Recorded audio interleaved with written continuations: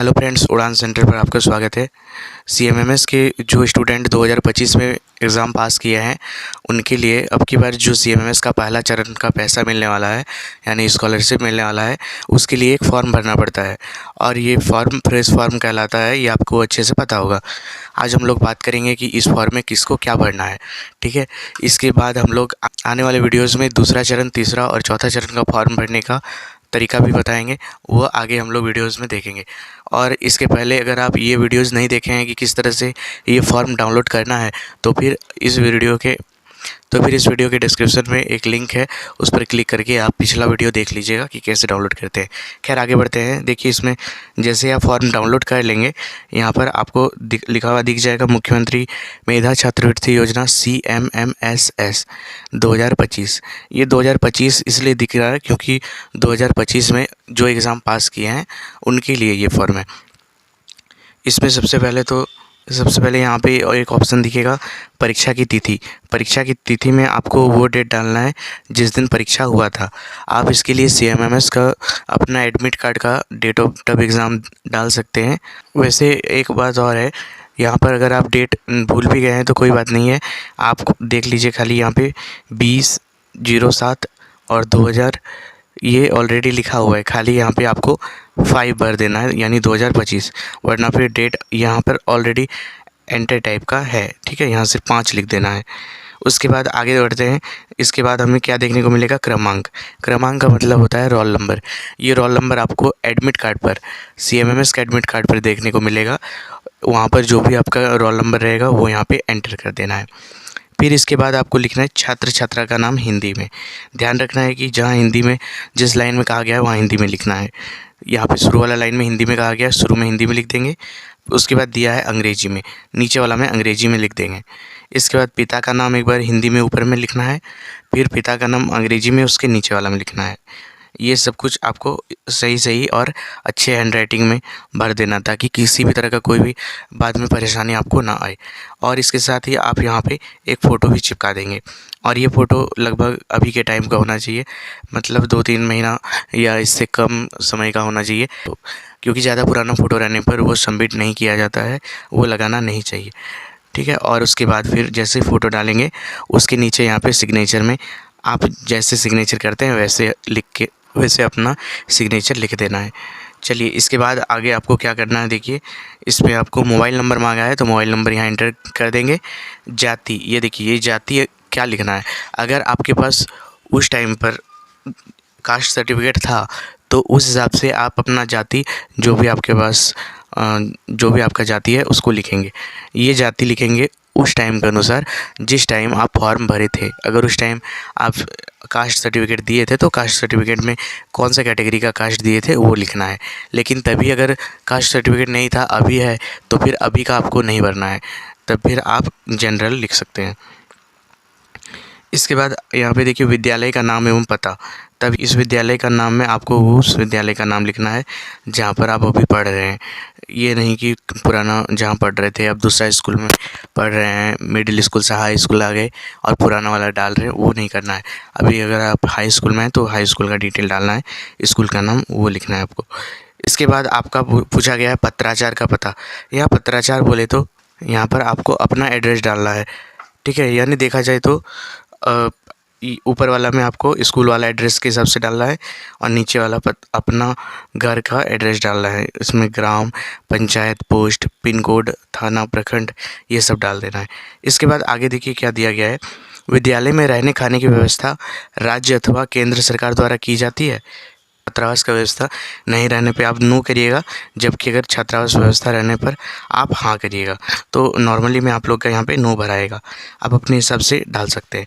इसके बाद विद्यालय का UDISC कोड, यूडाइस कोड, ये यूडाइस कोड आपको स्कूल के हेडमास्टर से भी पता चल जाएगा, उनको पूछकर आप अपना स्कूल के हिसाब से डाल सकते हैं। इसके बाद पूछा गया प्रखंड जहाँ विद्यालय अवस्थित है।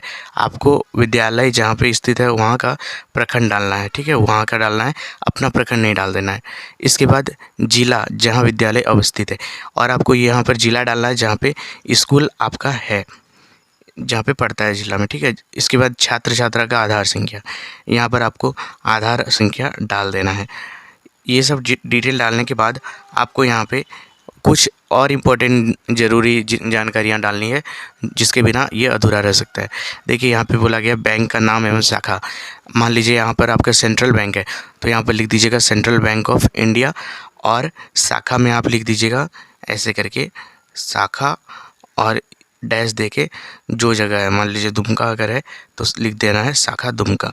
इससे क्या होगा कि ये वैलिड बन जाता है और फिर आपका पैसा इस सोर्स के द्वारा भेजा जाता है। इसके बाद यहाँ पर आता है खाता संख्या। खाता संख्या में अपना पासबुक का जो डिजिट है वो सही से ही डाल देना है।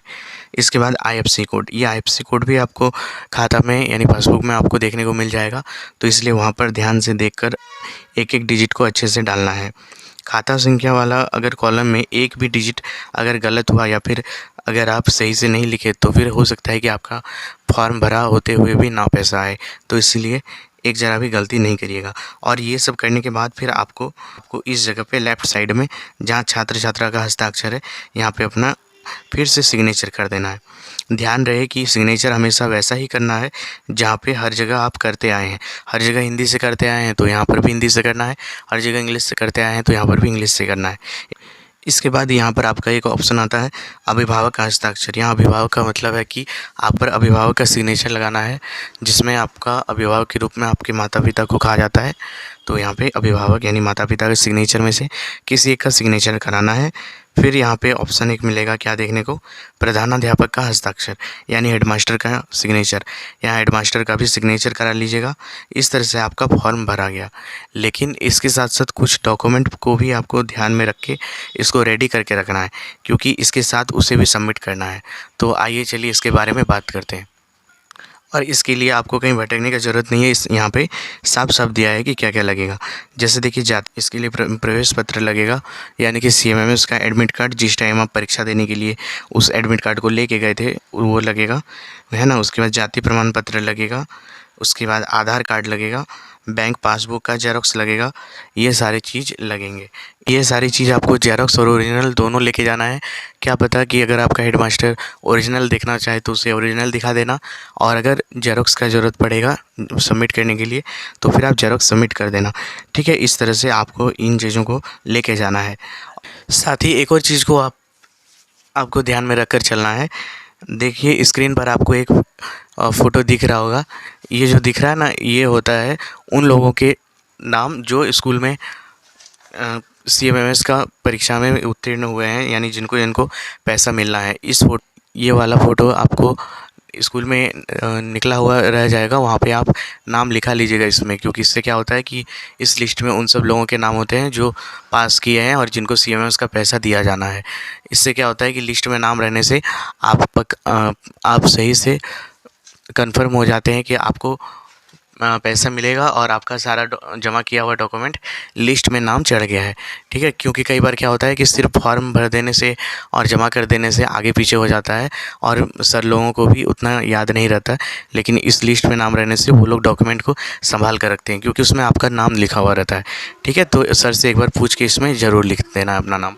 इस डॉक्यूमेंट में जैसे ही आप साइन कर लेंगे और सारा डिटेल लिखवा लेंगे इस फ़ोटो वाला डॉक्यूमेंट में, तो फिर ये आगे भेजा जाता है DO ऑफिस को, यानी डिस्ट्रिक्ट एजुकेशनल ऑफिसर को, और उसके बाद वो जाता है जैक यानी रांची जाता है, और फिर बाद में आपका प्रोसेस होके फिर स्कॉलरशिप आता है। तो ये बहुत इंपॉर्टेंट है, क्योंकि कई बार हड़बड़ी में हो सकता है कि आप यहाँ पे साइन करना आपका छूट जाए या फिर आपका डिटेल यहाँ पे लिखना छूट जाए। तो इस बात का ध्यान रखेंगे, क्योंकि हम लोग 1% भी रिस्क नहीं लेंगे। हम लोगों को सारा चीज़ें सही से करना है। मिलते हैं नेक्स्ट वीडियो में, तब तक के लिए और बने रहिए हमारे वीडियोस में। और हम चाहते हैं कि आप अपने बाकी सभी दोस्तों को और अपने भाइयों बहनों को हमारे चैनल के बारे में ज़रूर बताइए, और अगर वे भी CMMS की तैयारी करना चाहते हैं शुरू से लेके, तो फिर उनको ज़रूर बताइए कि वो हमारे चैनल पर आए और हमें कमेंट करें, ताकि हम इसके लिए शुरू कर सकें। मिलते हैं नेक्स्ट वीडियो में, तब तक के लिए टेक केयर।